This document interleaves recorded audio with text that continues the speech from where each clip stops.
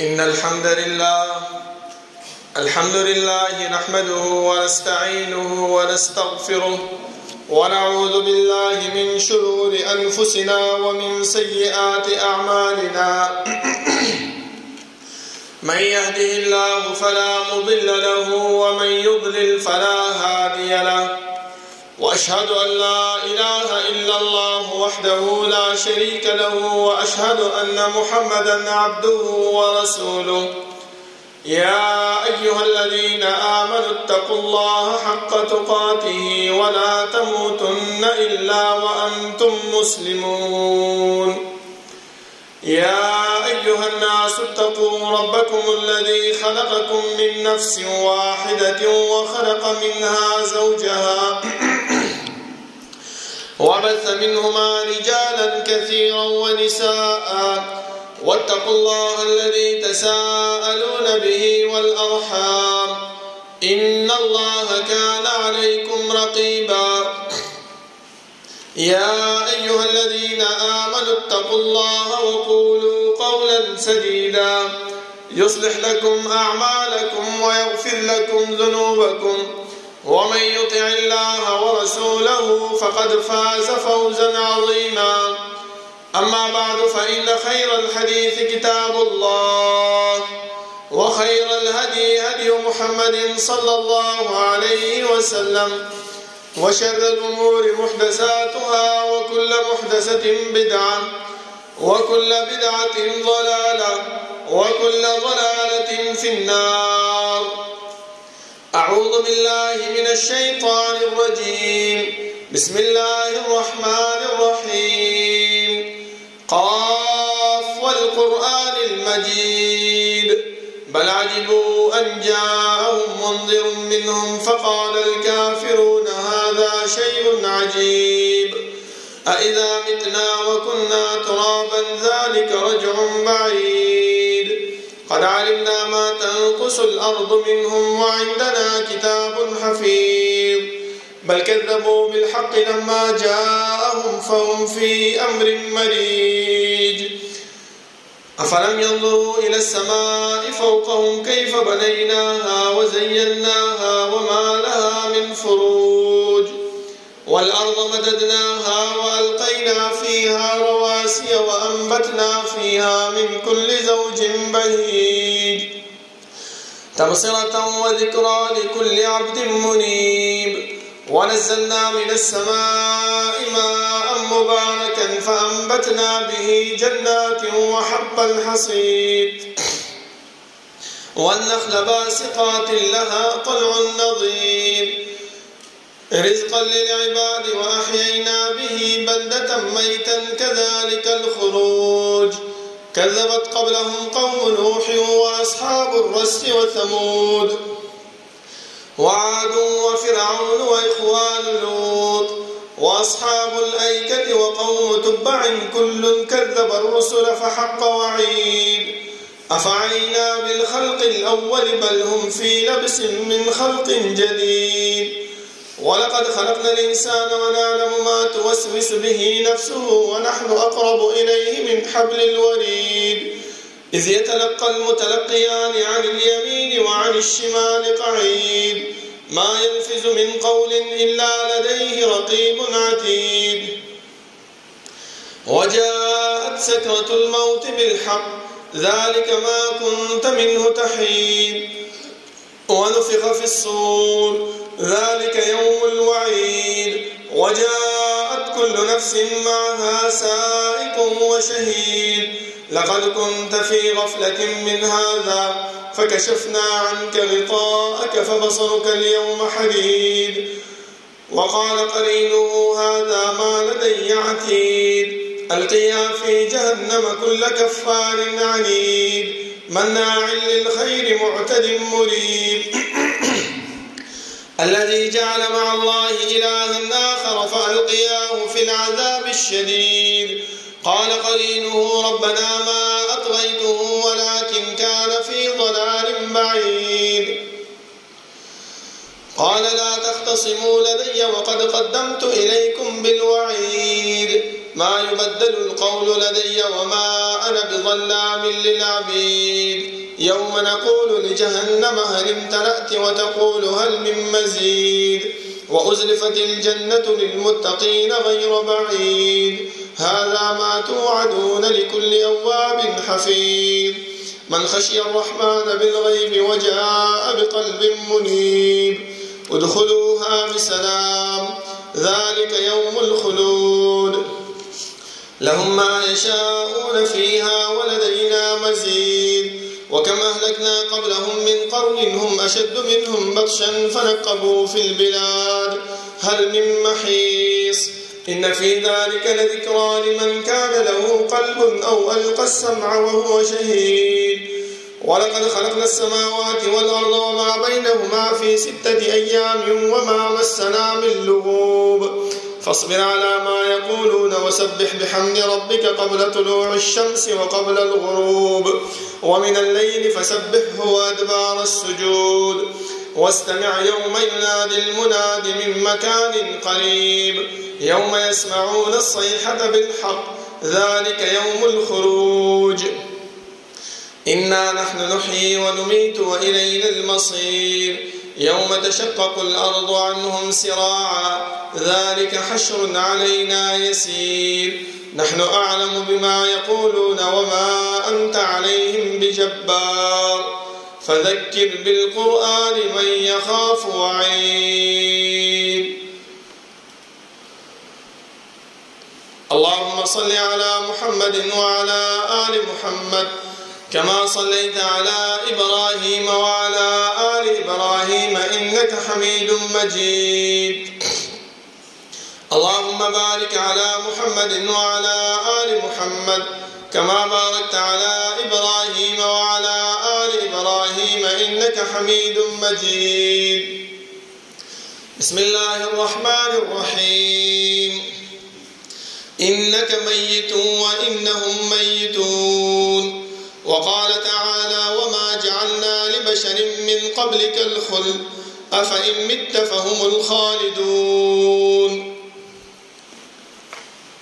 الله رب العالمين حمد و ثناء او جناب محمد رسول الله صلى الله عليه وسلم باندې درود او سلام نه بعد زما معزز و محترم و طلبه کرام ورونو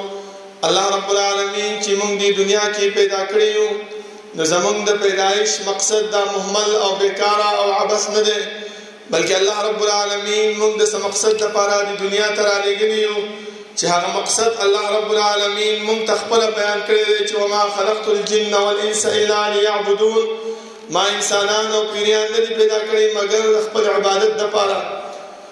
نو زما محترمو هر کله چې الله رب العالمین موږ عبادت لپاره پیدا کړو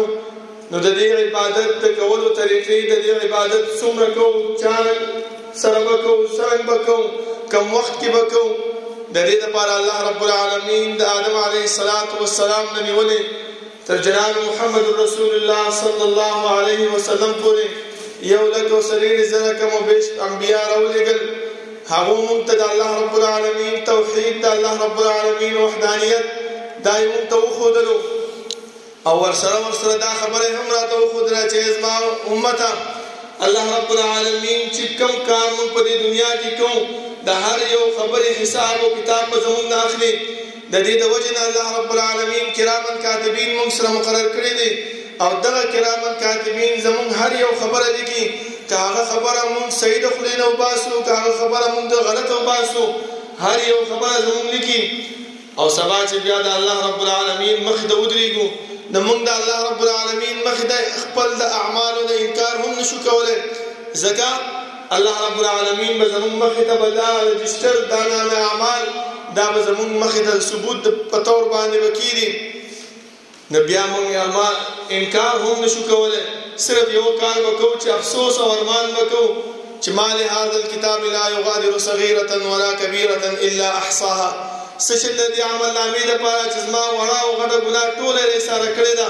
او هیڅ یو کار هیڅ یو خبره یې پرېښې نه ده نو د دې د وجې نه زما محترمو په دې دنیا کې چې موږ څه قسم اعمال کوو څه قسم کارونه کوو نو پکار دا دی چې موږ د شریعت د رسول الله صلی الله علیه وسلم باندې هغه دین باندې عمل وکړو، په هغه دین باندې روان شو کوم چې الله رب العالمین د وو اسمانونو نه بر نه رالیږلی دی. او که چېرته موږ په هغې باندې عمل ونه کړو نو سبا به بس صرف هېڅ هم نشو کولی، صرف ارمان به کوو او دا ارمان بیا زموږ فایده نه کوي. زما محترمو، د دې د وجې نه الله رب العالمین بار بار موږ ته په قرآن کریم کې دغه خبره کوي چې انسانه لا تقنطوا من رحمت الله، د الله رب العالمین د رحمت نه مه ناامیده کېږه. ټیک ده ته ګناهګار یې، ټیک ده تا نه خطا شوې ده، ټیک ده تا د الله رب العالمین هر قسم نافرمانیانې کړې دي، خو الله رب العالمین هم رحیم و کریم دی. الله رب العالمین مهربانه دی. د انسان لږ شانتې توبې ته، د انسان لږ شانتې عاجزۍ ته هغه ګوري چې دا انسان ما طرف ته راځي او که نه ما ته عاجزي او ما ته انکساري کوي او که نه کوي. چې کله انسان لږ شانتې عاجزي او انکساري الله رب العالمین ته وکړي، الله رب العالمین د دې انسان ټول ګناهونه معاف کوي. ځکه حدیث کې راځي رسول الله صلی الله علیه وسلم فرمایي چې که چېرته یو انسان دومره ګناهونه وکړي لکه د سمندر د زګ برابر هم، او یا چې دی نو د اسمانونو د ځمکې دا کوم مقدار چې دی د دې ډکوالي په اندازه باندې ګناهونه وکړي او بیا راشي ما نه توبه وغواړي، نو زه به الله فرمایي چې زه به دې انسان ته بخښنه وکړم. خو دا څه د وجې نه؟ دا صرف د دې د وجې نه چې انسان لږ شانتې عاجزي او انکساري د الله رب العالمین مخې ته وکړي. الله رب العالمین دې عاجزي او انکساري ته د انسان ډېر خوشحالېږي. ځکه حدیث کې راځي رسول الله صلی الله علیه وسلم فرمایل چې الله رب العالمین کله چې د یوم عرفه باندې د عرفې په میدان کې حجاج کرام ناست دي او د الله رب العالمین تعاجزي او انکساري کوي، د الله نه دعا غواړي، د الله بندګي کوي، نو الله رب العالمین هغه غوره مخلوقات چې په دنیا کې دي په انسان هغو ته فرمایي چې هغه ملائک دي چې وګورئ زما دې بندګانو ته کپړې نشته دی، ببر سر دی، ابلغ پو دی او راغلی زما مخې ته ولاړ دی او عاجزي او انکساري کوي. په دغسې انسانانو باندې الله رب العالمین فخر کوي، ملائکو ته هغه بیانوي. زما محترمو، خو دا د څه د وجې نه؟ صرف د عاجزۍ او د انکسارۍ د وجې نه. د الله رب العالمین لکونه او کروڑونه رحمتونه په جناب محمد رسول الله صلی الله علیه وسلم باندې چې هغه موږ ته د الله رب العالمین ذات او صفات او د الله رب العالمین اسماء او احکام یې وښودل. د دې د وجې نه زما محترمو الله رب العالمین موږ ته په آخره کې جناب محمد رسول الله صلی الله علیه وسلم راولېږلو او د دې پیغمبر چې کوم احکامات او کوم طریقې وي، کوم لاره ښودنو، هغه ټول دې پیغمبر موږ ته وښودل. او دا یې هم راته وویلې چې انسانه د الله د رحمت نه مه ناامیده کېږه، بلکې الله رب العالمین ته راشه. اوس دا زموږ سستیا ده، دا زموږ کوتاهي ده چې موږ د الله رب العالمین ښودلې شوی په لار باندې د الله رب العالمین د پیغمبر چې کوم طریقې ښودلې دي، کوم دین یې راته ښودلی دی، کوم شریعت چې راته ښودلی دی، په هغې باندې موږ نه ځو. دا زموږ کوتاهي ده زما محترمو. الله رب العالمین کوم پیغمبر چې رالیږلی و د حجة الوداع په موقع باندې هغه موږ ته دغه خبره وکړله چې آیا ما تاسو ته د الله رب العالمین دا دین من او عنا تاسو ته در ورسولو که نه؟ صحابه کرام وویل چې د الله پیغمبر تعالی راورسولو. رسول الله صلی الله علیه وسلم دغه خبره وکړه چې اللهم فاشهد، درې ځلې دا خبره وکړه چې الله ته په دې خبره باندې ګواه اوسه چې ستا دین ما دې امت ته راورسولو. بیا یو خبره پیغمبر بله وکړله فلیبلغ الشاهد الغائب. کم کسان دلته حاضر دي او کم کسان چې غایب دي یا وروسته راتلونکي دي، د حاضرینو ته پکار دی چې هغه غایبینو ته دا خبرې ورسوي. او الحمدلله صحابه کرامو دا دین په رسولو کې د هغې نه وروسته تابعینو، تبع تابعینو، ائمه کرامو دا دین رسولو کې هېڅ قسم ته کوتاهي موږ ته نه ده کړې. اوس چې موږ په هغه لار باندې نه ځو، په هغه طریقه باندې نه ځو، دا صرف زموږ سستیا او زموږ کوتاهي ده، دا زموږ غفلت دی زما محترمو. ځکه الله رب العالمین چې پیغمبر راولېږلو اوس دې دنیا کې په دې معاشره کې د هغې پیغمبر په پیدایش باندې، د هغې پیغمبر په وفات باندې موږ چې دی نو لانجې کوو، موږ چې کوم دی قسمه قسم بدعات او قسمه قسم رسومات او هغه کارونه کوو چې الله رب العالمین نه موږ ته ښودلي دي او نه موږ ته پیغمبر صلی الله علیه وسلم ښودلي دي. ما تاسو ته مخکې ویلې چې سبا به صرف موږ څه کوو یو خبره به کوو چې ما لهذا الكتاب لا يغادر صغيرة ولا كبيرة إلا أحصاها دې عملنامې نه څه چل شوی دی چې زما وړه ګناه او غټه ګناه ټوله یې ایساره کړې ده هر قسم بدعات یې پکې ایسار کړی دي هر قسم رسومات یې پکې ایسار کړی دي هر هغه کارونه چې کوم موږ ته پیغمبر صلی الله علیه وسلم نو بیان کړي هر کارونه د عملنامه کې موجود دي او انکار هم نشم کولای الله تعالی ته پوښتنه کوي چې دادی ولې کړو دادی ولې کړو نو اوس دا هغه ته انکار نشم کولای ځکه زما مخې ته ثبوت پروت دی زما مخې ته درس یو دغه پروت دی چې دا هغه نه زه په شا کېدی هم نشم نو دې د وجه زما محترم د رسول الله صلی الله علیه وسلم په پیدایش کې د علماء اختلاف موجود دی تاسو تاریخ هر څومره کتاب چې وګورئ تر دې پورې چې زموږ د مسالکو ائمه کرام او مشرانو چې چاته موږ حکیم الامت وایو دې ټولو همدغه خبره کړې د رسول الله صلی الله علیه وسلم پیدایش هغه یا د اتم ربیع الاول یا نه هم دی او یا لسم د زما محترمو دې لسم نه مخکې چا داسې نه دی بیان کړی چې د رسول الله صلی الله علیه وسلم پیدایش هغه د لسم ربیع الاول دی خو د وفات په دغه کې هیڅ قسم ته اختلاف نشته دی هر کس دا خبره کوي هر عالم دا خبره کوي چې د رسول الله صلی الله علیه وسلم وفات هغه د لسم ربیع الاول دی اوس موږ را لګیږو چې څه کوو دا بدعات او دا رسومات هغه خپل زندګۍ کې راوستي دي دا څه د وجه نه کوو د دې صرف یو وجه د زما محترمو هغه دا ده چې شیطان الله رب العالمین سره په هغه وخت کې وعده کړی و چې کوم وخت الله رب العالمین هغه ته وایي چې اسجد لآدم چې آدم علیه السلام ته سجده وکړه هغه د هغې سجدې نه انکار وکړو الله رب العالمین ورته وویل چې لما تا ولې سجده ونه کوې اذا امرتک قال انا خیر منه خلقتني من نار وخلقته من طين ای الله زه د ده نه غوره یم زه دې د خټې نه پیدا کړی او دا دې د اور نه پیدا کړی زما او د دې د پیدایش هغه جنس هغه مختلف دی هغه بدل دی زه څنګه ته د سجده وکړم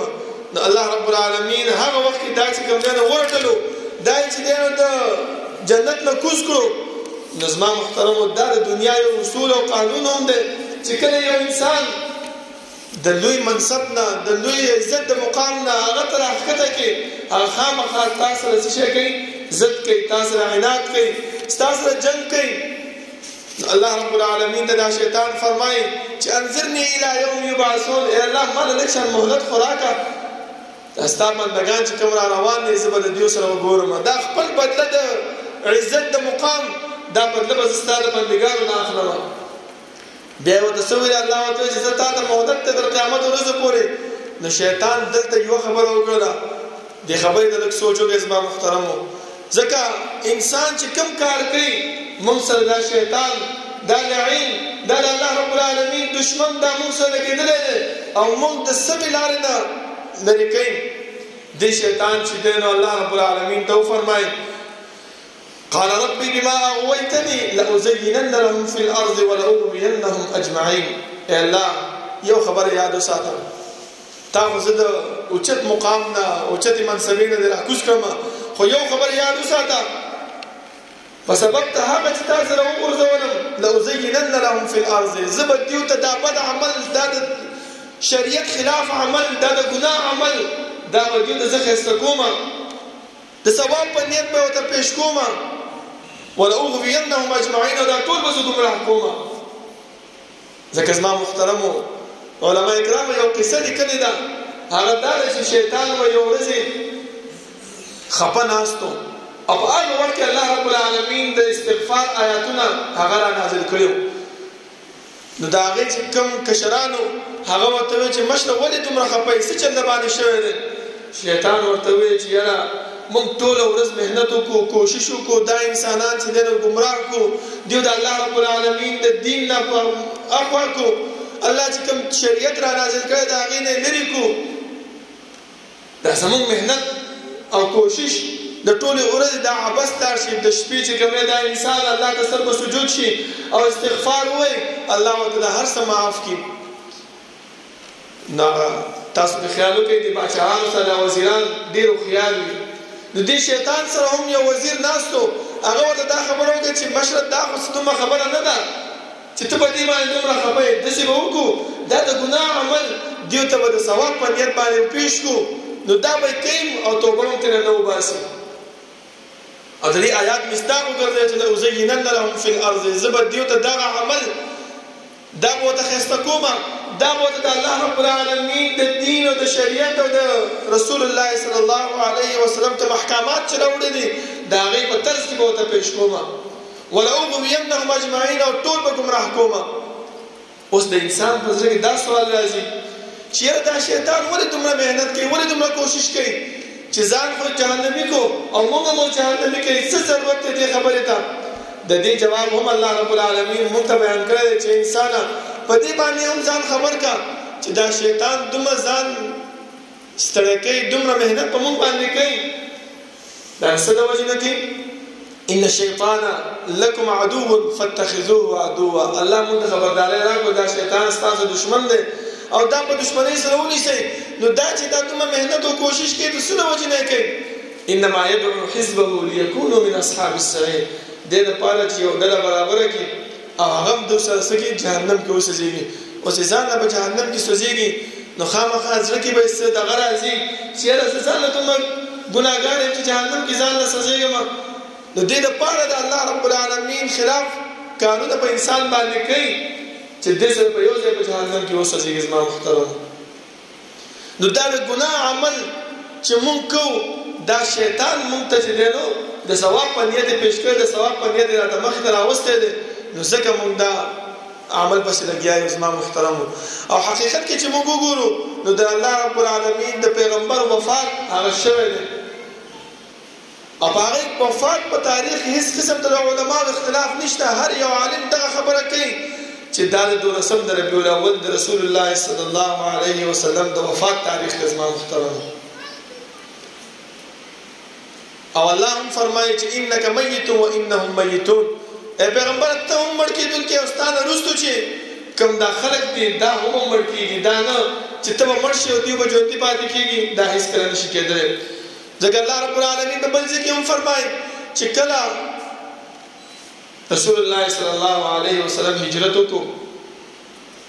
او لاړو د مکې نه کفارو دلته چې کوم دی نو د هغې د سر باندې انعامات مقرر کړي چې دومره انعام به ورکړو چا ژوندي راوسته چا مړ راوسته الله رب العالمین پیغمبر له تسلي ورکړي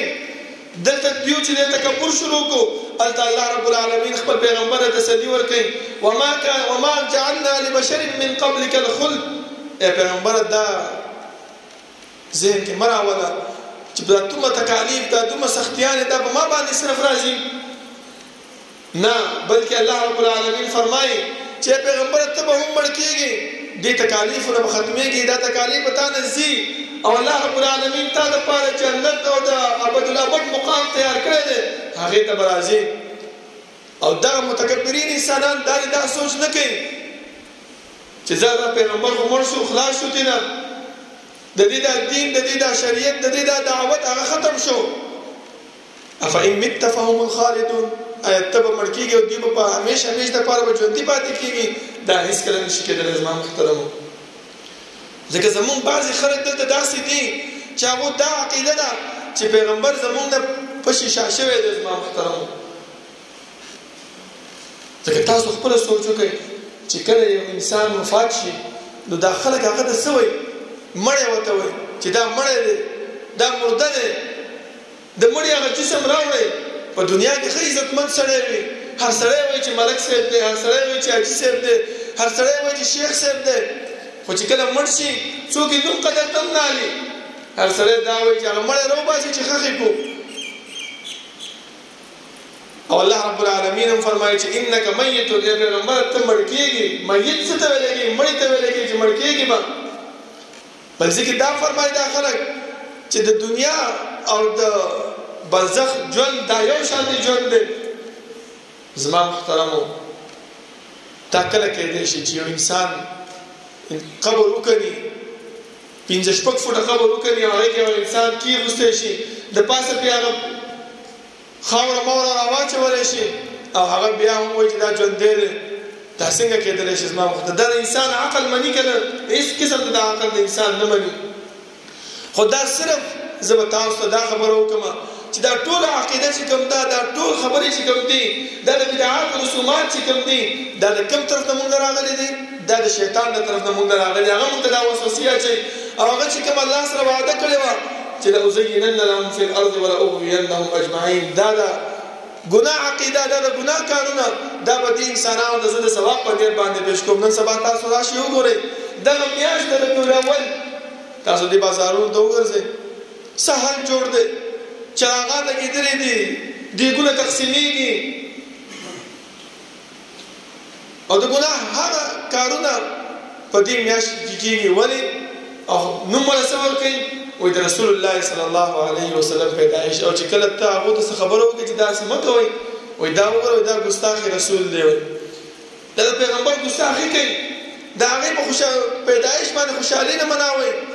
او که چېرته موږ حقیقت ته وګورو تاریخ وګورو تاریخ کې دوه خبرې موږ ته ملاویږي زما محترمو هغه دا چې کله آمینه بنت وهب د رسول الله صلی الله علیه وسلم مور هغه فرمایي وایي چې کله رسول الله صلی الله علیه وسلم پیدا شو وایي زه رالم کعبې ته او هلته د هغه نیکه عبدالمطلب ناست و هغې ته مې د خپل د نوسي زیری ورکړو او دا خبره لاړه چا ته ابولهب ته ابولهب په هغه وخت کې خوشحالي منا وکړه او څه یې وکړل خپله وینځه هغه یې ازاده کړله دلته صحابه کرامو موجود زما محترمو ټیک ده که تاسو دا وایئ چې په هغه وخت کې صحابه کرام نو چې کوم وخت رسول الله صلی الله علیه وسلم پیدا کېدو نو چې کله نبوت رسول الله صلی الله علیه وسلم ته ملاو شو د نبوت نه وروستو خو بیا دغه صحابه کرام موجود وو که نه د هغې تابعداران خو موجود وو په کار دا دی چې په دې پیدایش باندې دې صحابو خوشحالي مناو کړی وی خو نه پیغمبر ورته ونه ویل چې په دې باندې خوشحالي مناو کړئ اوس تاسو خپله سوچ وکړئ چې خوشحالي چا مناو کړې وه هغه انسان مناو کړی و چې الله رب العالمین د هغې په خلاف باندې په صورت قرآن کې صورت را نازل کړی چې تبت یدا ابي لهب وتب که دا دومره د ثواب کار وی دا دومره د خوشحالۍ کار وی نو الله به ویلي چې ابولهب مناو کړی تاسو یې مناو کړئ ځکه د خوشحالۍ کار دی ځکه د رسول الله صلی الله علیه وسلم د پیدایش کار دی خو نه الله رب العالمین او د هغې پیغمبر موږ د دې خبرې نه منع کړلو خو چې کله وایي ابولهب وفات شو مردار شو چاله په خوب کې ورغی ورته یې ویلې چې آیا تا ته څه تخفیف د عذاب نه ملاویږي هغه ویل نور تخفیف د عذاب نه ملاویږي صرف دومره ده چې زما دا دوه ګوتې دا د جهنم د اور نه بچ کېږي په څه باندې په سبب د هغه باندې چې ما د رسول الله په پیدایش باندې هغه وینځ ازاده کړې وه زما محترمو اوس که دا عقیده صحیح وی نو پیغمبر به موږ ته ویلې وی که نه که زه صحیح ده موږ دا ووایو چې یاره د پیغمبر زمانه موږ ته نه معلومه صحابه کرامو زمانه وګورئ تابعینو زمانه وګورئ تبع تابعینو زمانه وګورئ تر دې پورې چې کوم علماو ته موږ د حکیم الامت لقب ورکړی د هغو زمانه وګورئ هغو هم دا د پیغمبر پیدایش میلاد هغو نه دی مناو کړی زما محترمو چې هغو نه دی مناو کړی موږ ولې بیا چې یاره د پیغمبر صلی الله علیه وسلم دغه میلاد موږ مناوو خو دا صرف یو خبره به زه تاسو ته بیانه کړم چې الله رب العالمین د شیطان چې الله سره کومه وعده کړې وه چې لأزینن لهم فی الارض ولأغوینهم اجمعین چې زه به دا انسانان د ګمراه کومه او دا د ګناه عمل دا د بدعاتو او د رسوماتو او د خلاف سنت عمل دا به دوی ته د ثواب په نیت باندې پیش کوم بیا یې ورته دا وویلې دا ډېره خطیره خبره ده چې شیطان الله رب العالمین سره دا وعده زمونږ په خلاف باندې کړې وه چې ثم لآتینهم من بین ایدیهم ومن خلفهم وعن ایمانهم وعن شمائلهم ولا تجد اکثرهم شاکرین ای الله زه به دې انسانانو ته د ښي طرف نه هم راځم د ګس طرف نه هم راځم د مخې نه هم ورته راځم د شا نه هم ورته راځم داسې یو طریقه به نه پرېږدم چې دا ګمراه نه کړم خو الله رب العالمین یوه خبره مونږ ته وکړله او بار بار یې مونږ ته کوي شیطان ته یې څه ویلې الا عبادک منهم المخلصین چې شیطان دا خبره یاد وساته چې زما نیکوکار بندگان هغه به ستا د شکنجې نه ستا د وسوسې نه هغه بچ کېږي. اوس هر انسان د خپل ګریوان د سوچ وکړي چې هغه نیکوکار بندگان څوک دي، هغه د الله رب العالمین فرمانبردار بندگان څوک دي. هغه همدغه بندگان دي زما محترمو چې علما دي، طلبا دي، د الله رب العالمین دین ته راغلي دي، د الله رب العالمین دین زده کړه کوي. په دې باندې الله رب العالمین خوشحالېږي او الله رب العالمین دغه انسانان د شیطان د پنجې نه، د شیطان د وسوسې نه هغه الله رب العالمین بچ کړي. خو که چېرته مونږ د شیطان په پنجه کې ځان په خپله ګیرو نو الله رب العالمین د دې خبرې نه بېزاره دی زما محترمو. ولې الله رب العالمین خو بار بار مونږ ته دا وفرمایل چې انسانه سم الله طرف ته راشه، سم طرف ته راشه چې کامیاب شي او سبا بیا دا ارمان ونه کړي چې ما لهذا الکتاب لا یغادر صغیرة ولا کبیرة الا احصاها. او بیا دا خبره ونه کړي چې الله شیطان را باندې لګېدلی او څه مې کړی وی. الله به ورته وایي چې ما تا ته مخکې ویلو چې الا عبادک منهم المخلصین، زما نیکوکار بندگان هغه به تا نه بچ کېږي. اوس نیکوکار بندگان څوک دي زما محترمو؟ تېره جمعه ما تاسو ته بیانه کړې وه چې اعدت للمتقین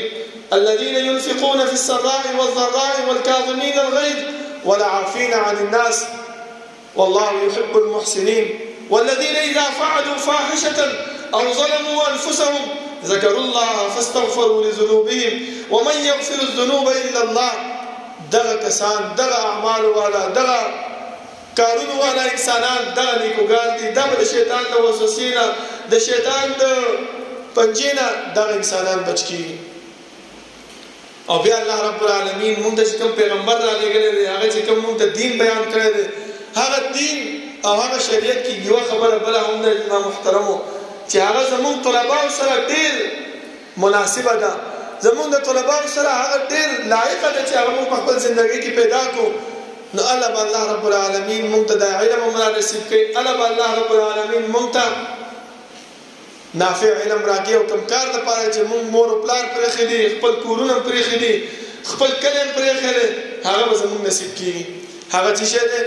پیغمبر ته الله رب العالمین فرمایي چې فبما رحمة من الله لنت لهم. زما محترم خپل ځان کې نرمي پیدا کول، د دې نرمۍ د وجې نه انسان تا ته به راځي، ستا خوا نه به راځي، ستا به یو جماعت جوړېږي، تک سبا چې دی نو د دې ځای نه لاړ شي او جومات کې امام شي او ښه په توجه سره، ښه په نرمۍ سره دعوت پیش کړي،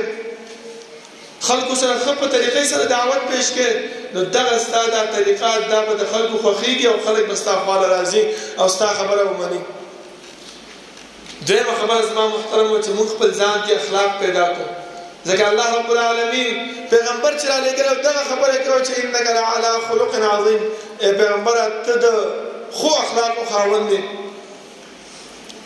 عایشه صدیقه رضی الله عنها نه چا تپوس وکړو چې ای مورې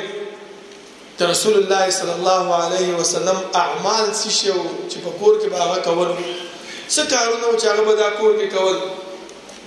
زموږ مور بی بی عایشه صدیقه رضی الله عنها ورته فرمایي چې آیا تا قرآن کریم نه دی لوستی؟ تا قرآن کریم تلاوت نه دی کړی؟ تا د هغه ترجمه نه دی ویلې؟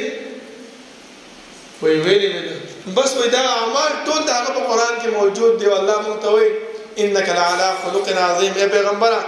ته د خو اخلاقو خاوند دی. زما محترم د رسول الله صلی الله علیه وسلم هغه اعداد، هغه اطوار، هغه چې موږ په خپل زندګۍ کې راولو نو ان شاء الله الله رب العالمین به موږ کامیابی به هم او الله رب العالمین به موږ ته سمه لاره وښیي او د جنت په طریقې باندې به روان کړي یو. کوم جنت؟ عرضها كعرض السماء والارض، چې د هغې پلنوالی هغه د اسمانونو د ځمکو برابر دی. او که نه موږ د شیطان هغه خایس او هغه بدعاتو پسې روان شو چې کوم الله سره وعده کړی چې لأزينن لهم فی الارض ولأغوینهم اجمعین، او دې بدعاتو کې دې رسوماتو کې موږ ورننوتو او د ثواب په نیت کې کوو چې دام ثواب دی، دام ثواب دی، او تحقیق د هغې نه کوو، د هغې تلاش نه کوو چې یاره دا شی په دین کې موجود دی او که نه دی موجود، دا خبره په شریعت کې موجود ده او که نه ده موجود. نظما محترم الله فرمایي چې اعدت للمتقین، دا جنت ما د متقیانو تیار کړی دی، نو هغه متقیان موږ نشو ګرځېدلی. الله رب العالمین نه دعا ده چې الله رب العالمین د عمل کولو توفیق راکړي او الله رب العالمین دې موږ د شیطان د هغه وسوسې نه چې هغه کوم د الله سره وعده کړو د هغې نه موږ بچ کړي او الله رب العالمین دې موږ په سمه لار باندې روان کړي. اقول قولي هذا واستغفر الله لي ولكم ولسائر المسلمين.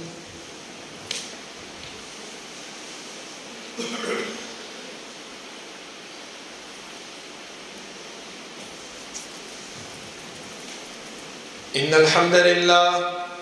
لله نحمده ونستعينه ونستغفره ونعوذ بالله من شرور أنفسنا ومن سيئات أعمالنا من يهده الله فلا مضل له ومن يضلل فلا هادي له وأشهد أن لا إله إلا الله وحده لا شريك له وأشهد أن محمدا عبده ورسوله. يا أيها الذين آمنوا اتقوا الله حق تقاته ولا تموتن إلا وأنتم مسلمون. يا أيها الناس اتقوا ربكم الذي خلقكم من نفس واحدة وخلق منها زوجها وبث منهما رجالا كثيرا ونساء واتقوا الله الذي تساءلون به والأرحام إن الله كان عليكم رقيبا. يا أيها الذين آمنوا اتقوا الله وقولوا قولا سديدا يصلح لكم أعمالكم ويغفر لكم ذنوبكم ومن يطع الله ورسوله فقد فاز فوزا عظيما. أما بعد فإن خير الحديث كتاب الله وخير الهدي هدي محمد صلى الله عليه وسلم وشر الأمور محدثاتها وكل محدثة بدعة وكل بدعة ضلالة وكل ضلالة في النار. أعوذ بالله من الشيطان الرجيم. بسم الله الرحمن الرحيم. إنك لعلى خلق عظيم. زما محترمو لکه څنګه چې تاسو ته مخکې ویلې چې موږ طلبه کرام الله رب العالمین د دې پرفتن دور کې د فتنو نه راویستي یو او خپل د دین د زده کړې دپاره دې مرکز کې جمع کړي یو. نو الله رب العالمین به موږ له چې دا علم راکوي او نافع علم راکوي نو څو اصول هغه خپل زندګۍ کې راوستل پکار دی. ټولو کې اولنۍ خبره زما محترمو چې اخلاق موږ په خپل ځان کې پیدا کړو. ځکه رسول الله صلی الله علیه وسلم فرمایي انما بعثت ليتمم مكارم الاخلاق. زه الله رب العالمین دې خبرې نه رالېږلی یم چې په دنیا کې د اخلاقو چې کوم کارونه دي هغه زه پوره کړم. د هغه اخلاقو نه یو کار زما محترمو هغه دام دی چې کله موږ د خپل ملګري سره خبره کوو نو ښه په نرم لهجې سره خبره وکړو، تیزه خبره ورته ونه کړو چې سلام کوو ښه په کلاو تندي سره هغه سره سلام وکړو. ځکه دا کلاو تندي سره ملاوېدل د رسول الله صلی الله علیه وسلم هغه د صدقې په زمره کې شمار کړی دی. دا داسې شوه لکه انسان چې یو صدقه ورکړي د الله رب العالمین په لاره کې. او د قیامت هغه سخته ورځ ده په هغې کې به موږ چې دی نو یو نیکۍ ته به محتاج یو چې الله رب العالمین یو نیکي راکړي چې موږ په دې باندې بچ شو، کامیاب شو او جنت مستحق وګرځېږو. او دغه نیکیان رسول الله صلی الله علیه وسلم موږ ته بیان کړي دي، الله رب العالمین موږ ته بیان کړي دي. خو چې اوس موږ په خپل زندګۍ کې نه راولو زما محترمو ما تاسو ته اوله کې وویل چې دا زموږ کوتاهي ده، دا زموږ سستیا ده. پکار دا دی چې دغه کوتاهي او دغه سستیا موږ د ځان نه وباسو. زما محترمو الله رب العالمین نه دعا ده چې الله رب العالمین دې د عمل کولو توفیق راکړي او الله رب العالمین دې زموږ په ژوند کې هغه اعمال واچي کوم اعمال چې موږ ته الله رب العالمین د اوو اسمانونو نه بره رالېږلی جناب محمد رسول الله صلی الله علیه وسلم په واسطه باندې. أقول قولي هذا واستغفر الله لي ولكم ولسائر المسلمين. ربنا لا تزغ قلوبنا بعد إذ هديتنا وهب لنا من لدنك رحمة إنك أنت الوهاب. ربنا اغفر لنا ولإخواننا الذين سبقونا بالإيمان ولا تجعل في قلوبنا غلا للذين آمنوا ربنا إنك رؤوف رحيم. ربنا لا تؤاخذنا إن نسينا أو أخطأنا ربنا ولا تحمل علينا إصرا كما حملته على الذين من قبلنا ربنا ولا تحملنا ما لا طاقة لنا به واعف عنا واغفر لنا وارحمنا أنت مولانا فانصرنا على القوم الكافرين. سفر برابر كنز دين